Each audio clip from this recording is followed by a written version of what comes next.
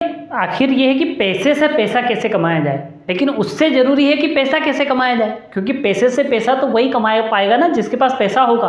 अगर आपके पास पैसा ही नहीं है तो फिर पैसे से पैसा कमाने के बारे में आप कैसे सोच सकते हैं या कैसे मुमकिन हो पाएगा। तो आज बहुत सारी धारणाएं मैं आपकी क्लियर करने वाला हूँ, साथ में पैसे को लेकर कई सारी चीज़ें आपके बीच में शेयर करने वाला हूँ, साथ में पैसे के बारे में इतनी सारी नॉलेज आपके बीच में शेयर करने वाला हूँ कि शायद आपको इससे बहुत ज़्यादा बेनिफिट मिलने वाला है। क्योंकि आज के समय में जिसे देखो वो पैसा पैसा पैसा पैसा पैसा, हर तरफ जिसे देखो पैसा पैसा कर रहा है। यस और नो? आप कभी मनी हेल्थ देखते हो तो बड़े एक्साइटेड हो जाते हैं कि यार काश इतना सारा पैसा हमारे पास होता। कभी स्कीम देखकर आपको लगता है कि साला मैं बिग बुल बनूंगा किसी दिन, यहाँ का या इंडिया का बिग बुल मुझे कहा जाएगा। तो ऐसी कई सारी चीजें, हम कई बार पैसा देखकर एक्साइटेड हो जाते हैं। कभी हम इलोन मस्क को देखते हैं तो हमें लगता है कि यार क्या लाइफ स्टाइल है बंदे की यार। कभी हमें अडानी चौथे नंबर पर आ जाता है तो हमें लगता है कि कितना पैसा आता होगा इनको पोर्ट्स की कमाई से, है ना। तो हमें भी लगता है कि यार पैसा होना चाहिए, क्योंकि आज के समय में जरूरी हो गया है। आज तो लोग कहते भी रहते हैं कि बाप बड़ा ना भैया, सबसे बड़ा रुपया। यस और नो? तो सबसे पहले कुछ चीज़ें हैं, कुछ धारणाएं हैं जो हमें समझनी पड़ेगी, सीखनी पड़ेगी। आज से पहले मैं भी एक समय में पैसे के बारे में कुछ नहीं जानता था, बस सोचता था कि यार बड़ा बन जाए, कैसे भी करके बस पैसा आ जाए। लेकिन जब मैंने पैसे के बारे में पढ़ना शुरू करा, नॉलेज लेना शुरू करी, स्टडी करना शुरू करी, तो कई सारी मेरी धारणाएं चेंज हुई। तो आज वही चीज़ें मैं आपसे शेयर करने वाला हूं जो बड़ा काम आने वाली, और ये हर व्यक्ति को सीखना चाहिए। हम स्कूल्स जाते हैं, हम कॉलेजेस जाते हैं, हमें नहीं सिखाया जाता है, लेकिन मैं आपके सामने कई सारी चीज़ें शेयर कर रहा हूँ जो आपको बड़ी काम आने वाली है। देखिए, शुरुआत वहाँ से हुई है जहाँ बार्टर सिस्टम कहते थे लोग पहले, है ना। बार्टर सिस्टम आप समझते होंगे कि यार पहले चावल के बदले गेहूं ले लो, या जिसके पास दूध था वो अपने दूध के बदले दूसरी चीजें, और वो ऐसे करके चीजें होती थी, उसे बार्टर सिस्टम कहा जाता था। देखिए, अरस्तु का ये मानना था कि धन के रूप में किसी भी चीज को इस्तेमाल किया जा सकता है जब तक कि व्यापार में शामिल लोग उस चीज को लेकर, उसकी कीमत को लेकर सहमत हो। तो हर चीज, कोई भी चीज ले लो, फिर आप कोई भी चीज उठा के ले लोगे तो उसको पैसे के रूप में काम में लिया जा सकता है जब तक कि जो व्यापार में लोग शामिल है ना वो सहमत करते हैं उसकी कीमत को लेकर। जैसे मान लो कि आप 1 किलो चावल दे रहे हो और बदले में 1 लीटर दूध ले रहे हो, ठीक है भाई, दूध अलग चीज है, चावल अलग चीज है, पर आप दोनों को अगर लगता है कि यार दोनों की प्राइस सेम है तो आप 1 लीटर चावल के बदले 1 लीटर दूध ले रहे हो और आपका काम चल रहा है। दोनों चीजें पैसे के रूप में इस्तेमाल हो रही है। लेकिन जिस दिन ये दोनों लोग उसकी कीमत को लेकर असहमत हो गए कि नहीं यार मेरे चावल की कीमत ज्यादा दूध की कम है, या दूध की कीमत ज्यादा चावल की कम है, तो वो चीज मैच नहीं करेगी। तो उनका कहना उस समय सही था कि भैया हाँ ठीक है उस हिसाब की, लेकिन समय बदला भाई, चीज़ें बदली, बार्टर सिस्टम खत्म हुआ। क्योंकि बार्टर सिस्टम के बाद चीज़ों की, जैसे मैंने कहा कि प्राइसें चेंज होने लगी, लोगों को लगा कि यार नहीं मेरी चीज़ महंगी है, सस्ती, इसमें ज़्यादा मेहनत है, कम मेहनत है, वो चीज़ें मैच नहीं हुई। तो फिर समय बदला, फिर बाद में सोना आ गया। भाई सोने की वैल्यू लगाई गई, सोने की कीमत लगाई गई, जो आज भी है। सोने को एक अच्छे निवेश के रूप में लोग मानते हैं। कुछ लोग इसका विरोध करते हैं, वॉरेन बफेट ने तो हमेशा विरोध किया कि भैया सोना अच्छा निवेश नहीं है। तो कुछ लोग इसका समर्थन करते हैं, कुछ लोग विरोध करते हैं, लेकिन हाँ, सोना की कीमत लगातार बढ़ती रही, उसका मूल्य कभी कम नहीं, उसे हमेशा मूल्यवान माना गया। और वो एक ऐसी धातु है जिसको पैसे की जगह इस्तेमाल किया लोगों ने, और पूरी कंट्री, पूरी दुनिया ने उस चीज़ को एक्सेप्ट किया कि हाँ ठीक है, ये पैसे के बदले इस चीज़ का इस्तेमाल किया जा सकता है, और जिसकी कीमत लगातार बढ़ती रही है। तो सोना आ गया बाद में। पर एक बात बताइए, क्या सोने को एक जगह से दूसरी जगह ले जाना उतना आसान है? बड़ा मुश्किल काम है। क्या उसको ट्रेवल में ले जा सकते हैं? आप किसी को 1 करोड़ रुपए देना है तो सोचकर देखिए 1 करोड़ रुपए का सोने को कैसे कैरी करेंगे, उसको कैसे लेकर जाएंगे, उसको कैसे संभालेंगे।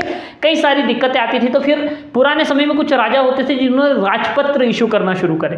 भाई वो अपने राज्य के लिए, अपनी प्रजा के लिए राजपत्र इशू कर देते थे, और वो उस राज्य के अंदर मान्य होते थे। लेकिन फिर वही चैलेंज आया कि भैया मेरे राज्य में तो वो चीज़ें मान्य है, चल रही है, लेकिन अगर मुझे किसी और राज्य में जाना है या कहीं और बिजनेस करना है तो वो चीज़ें कोई काम की नहीं है।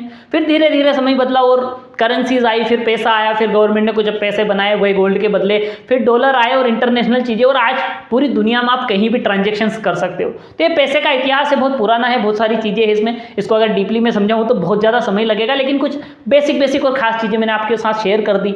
तो इस तरीके से पैसा आया। अब सबसे बड़ी बात है कि भैया आखिर एक सबसे बड़ा सवाल मैं आपसे करता हूं जो बड़ा महत्वपूर्ण है, आखिर पैसा आता कहां से है? बड़ा टिपिकल सवाल है, बड़ा मुश्किल जवाब है। आखिर पैसा आता कहां से? आप कहोगे कि भाई मैं तो अपनी बैंक से निकाल के लाया। भाई बैंक के पास कहां से आया? कोई कहेगा कि मैं तो जहां काम करता हूं मुझे मालिक ने दिया या मेरे बॉस ने डाला, भैया उसके पास कहां से आया? तो आखिर पैसा आता कहां से? ये सबसे बड़ी महत्वपूर्ण चीज़ है। और इतना पैसा कहां से आ रहा है, या आपको पैसा चाहिए तो कहां से आएगा? तो ये सारे सवाल क्लियर होंगे इसमें। देखिए, सरकार की जो सबसे बड़ी कमाई होती है ना वो होती है टैक्स। सरकार के पास पैसा कहाँ से आता है भाई? टैक्स के जरिए पैसा आता है, जो सरकार का धन इकट्ठा होता है सरकार के पास। भाई यूँ समझ लो कि सरकार एक कंपनी है और हम सब कर्मचारी हैं, हम सब काम कर रहे हैं और हम सब जो टैक्स इकट्ठा करके देते हैं वो सरकार के पास जाता है। अब सरकार के पास जो पैसा जाता है सरकार उसका क्या करती है भैया? जो टैक्स का पैसा सरकार के पास आता है उसमें से कुछ पैसा तो वो देश की सुरक्षा के लिए लगाती है, देश के संसाधनों के लिए खर्च करती है, बाकी देश के विकास के लिए पैसा खर्च करती है। उसके बाद जो पैसा बचता है वो नई नई रिसर्च के लिए पैसा खर्च करती है और नए उद्योग पैदा करती है, नई चीज़ें पैदा करती है जिससे देश का विकास हो, देश की ग्रोथ हो, उन सारी चीज़ों की पैसा खर्च करती है। अब जब सरकार कुछ नया लेकर आती है, कोई नया प्रोजेक्ट लेकर आती है, सरकार को कुछ नया काम करना होता है, तो सरकार के पास पैसा कहाँ से आता है भाई? आपको तो लोन चाहिए, आप बैंक से ले लोगे। सरकार के ऊपर है रिजर्व बैंक, मतलब सारी बैंकों के ऊपर है रिजर्व बैंक। रिजर्व बैंक से सरकार को पैसा आती है भाई, सरकार बॉन्ड इशू करती है, रिजर्व बैंक उसके बदले उसको पैसा देती है। रिजर्व बैंक का सिस्टम आपको पता ही है कि भैया जितना गोल्ड है उसके हिसाब से पैसा छाप सकती है, उसके एवज में जितना गोल्ड रिजर्व होगा बैंक के पास उसके हिसाब से वो पैसा छाप सकती है।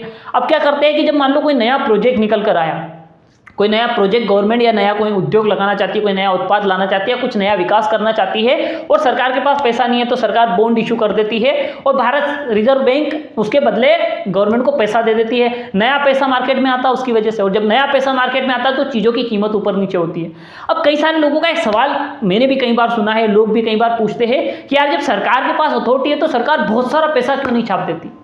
लेकिन दोस्त अगर ऐसा हुआ तो देश तबाह हो जाएगा, कंट्री खत्म हो जाएगी और हम सब लोग भूखों मर जाएंगे। अब आपको लग रहा होगा कि यार जब हमारे पास इतना पैसा होगा तो फिर क्यों भूखों मरेंगे? क्योंकि हमारे पास पैसा तो बहुत सारा होगा लेकिन चीज़ें नहीं होगी, चीज़ें खत्म हो जाएगी। क्यों? मैं आपको समझाता हूँ, आप इसको समझना थोड़ा सा डीप, कैसे ये चीज़ें काम करती है, जिसको मुद्रास्फीति बोलते हैं लोग, है ना, वो वाला फंडा यहाँ पर काम करता है। कि जैसे मान लीजिए कि आज मान लो गेहूँ है, ठीक है। अब गेहूं मान लो 1 किलो गेहूं आप लेने जाते हैं तो भैया आपको 20 रुपये का मिल जाता है या 25 रुपये का मिल जाता है ना, एक उदाहरण के हिसाब से हम देख रहे हैं। तो भैया आपको मिल जाती है, ये चीज़ अवेलेबल हो जाती है, ठीक है। अब कंडीशन ये हुई कि सरकार ने जितनी ज़रूरत थी उससे ज़्यादा पैसा छाप दिया। अब सब लोगों के पास भरपेट पैसा है, बहुत सारा पैसा है, जिसके पास जाओगे सबके पास बहुत सा पैसा है। अब क्या करेंगे लोग? जब ज़्यादा पैसा होगा ज़रूरत से ज़्यादा चीज़ें खरीदेंगे। भैया आप मान लो कि धीरे धीरे गेहूँ, जिनके पास ज़्यादा पैसा, सबने बहुत सारा खरीदना शुरू करा। अब कंडीशन ये आई कि पैसा सबके पास बहुत है लेकिन चीज़ें तो लिमिटेड है ना, गेहूँ तो लिमिटेड है, उसकी सीमा है, वो उतना ही है। अब क्या हुआ कि भैया खरीदने वाले 50 है और गेहूँ थोड़ा सा है। अब क्या हुआ कि बोला कि नहीं भाई 25 नहीं, मैं इसके 40 रुपये देने को तैयार हूँ, तू मेरे को दे दे। अगला आया, भाई पैसे की तो कमी नहीं ना, अगला बोलेगा मैं 100 रुपये दूंगा, भाई मेरे को दे दे। अगला आया मैं 500 दूंगा, मुझे दे दे। अगला आया नहीं मैं 1000 दूंगा, मेरे को दे दे। अगला आया 5000 ले भाई, मेरे को दे। अब क्या हुआ कि वो जो 25 रुपये का गेहूं था उसकी कीमत 1000 रुपये, 5000 रुपये पहुंच गई। अब इतनी कीमत बढ़ गई उस चीज़ की और फिर भी उपलब्ध नहीं है, उपलब्धता फिर भी खत्म हो जाएगी तो देश तबाह होना तय है, कंट्री खत्म हो जाएगी। तो क्योंकि देखिए जब भी मार्केट में नया पैसा आता है चीज़ों की कीमत बढ़ती है, क्योंकि ज़्यादा लोग चीज़ें खरीदते हैं, ज़्यादा कंज्यूम होती है तो चीज़ों की कीमत बढ़ती है। क्योंकि वो आप डिमांड और सप्लाई अगर पढ़ेंगे तो वो आपको पूरा समझ में आ जाएगा कि भैया जिस चीज़ की डिमांड ज़्यादा है सप्लाई कम है उसकी प्राइस हाई हो जाएगी, जिसकी डिमांड कम है सप्लाई ज़्यादा है उसकी प्राइस लो हो जाएगी। तो भैया जब आपके पास डिमांड इतनी होगी सप्लाई होगी नहीं तो चीज़ों की कीमत सोचो कितनी ज़्यादा बढ़ जाएगी। तो मुद्रास्फीति वाली चीज़ें है, बड़ा डीप हम इसे और कभी और डीप समझूंगा, पर बेसिक फंडामेंटल ये समझिए कि सरकार या गवर्नमेंट या किसी भी देश की गवर्नमेंट इतना पैसा नहीं छाप सकती कि सारे लोगों को जितना मन पड़े उतना बांट दे, उसकी वजह से देश तबाह हो जाएगा। और वो सोने के रिजर्व के एवज में छपता है तो वो बाउंडेशन है वहाँ पर। तो ये आपको कुछ बेसिक चीज़ें क्लियर हुई कि बार्टर सिस्टम कहाँ से आया, बिजनेस कैसे ग्रो करता है, पैसा कहाँ से आता है, मार्केट में पैसा कहाँ से आता है, गवर्नमेंट के पास पैसा कहाँ से आता है, रिजर्व बैंक कितना पैसा छाप सकती है और जितना मन पड़े उतना पैसा क्यों नहीं छाप सकते हम। अब इसके बाद चीज़ें आगे बढ़ती है तो भाई आपके पास पैसा आ रहा है, भाई आप एक जॉब कर रहे हो तो वहाँ से पैसा आ रहा होगा, आप एक दुकान चला रहे हो तो वहाँ से आपको प्रॉफिट आ रहा होगा, कोई बिजनेस कर रहे हो तो वहाँ से प्रॉफिट आ रहा होगा। आप जो भी काम करते हैं कहीं ना कहीं से पैसा कमा कर लाते हैं, ठीक है। अब सबसे बड़ी बात है कि हम अपने पैसे को ग्रो कैसे करें, पैसे से पैसे कमाएं। क्योंकि आपने भी सुना होगा जब आप बचपन में छोटे थे या मैं भी था, जब हम घर वालों से पैसे मांगते थे तो बोलते थे कि हमारे घर में पैसे का पेड़ थोड़ी है, या इतना पैसा नहीं है, या हम अंबानी नहीं है, हम टाटा नहीं है, ऐसी कई सारी चीज़ें। लेकिन किस तरह से पैसा ग्रो करता है ना, आप पैसे का पेड़ लगा सकते हैं, मैं आपको वो समझाता हूँ। आप देखिए सबसे पहली चीज़ अमीर बनने का, पैसे से पैसा कमाने का और अपने पैसे को ग्रो कराने का जो सबसे पहला नियम है वो है पैसा बचाना। और ज़्यादातर लोग ये छोटा सा सिंपल सा फॉर्मूला नहीं समझ पाते कि पैसा बचाना ही पैसा कमाना है। क्योंकि जो पैसा आप कमा कर लाते हैं अगर उसे आप सारा खर्च कर देंगे तो आपने समझ लो कुछ भी नहीं कमाया, सिर्फ अपनी ज़रूरतें पूरी करी। तो पैसा बचाना थंब रूल है, सबसे महत्वपूर्ण रूल यही है, पैसा बचाना ही पैसे कमाने का पहला नियम।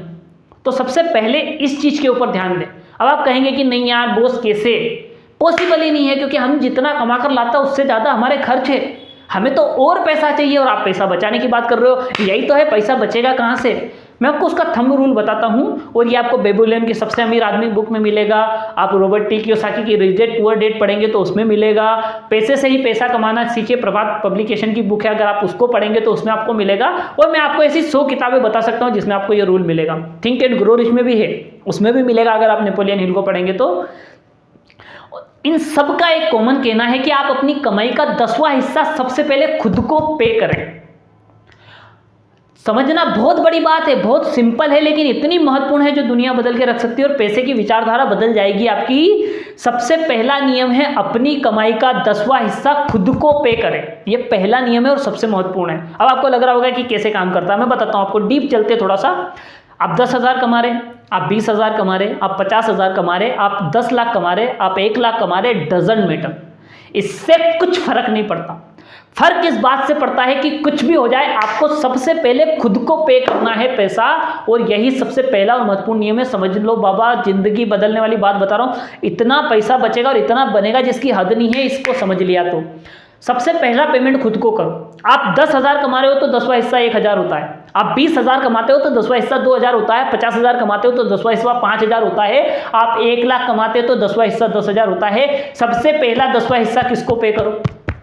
खुद को पे करो, बाकी सबको बाद में पे करना है। हमारे पास सैलरी आती है, हमारे पास प्रॉफिट आता है, हमारे पास पैसा आता है, हमारे पास कहीं से भी पेमेंट आया, हम सबसे पहले क्या करते हैं?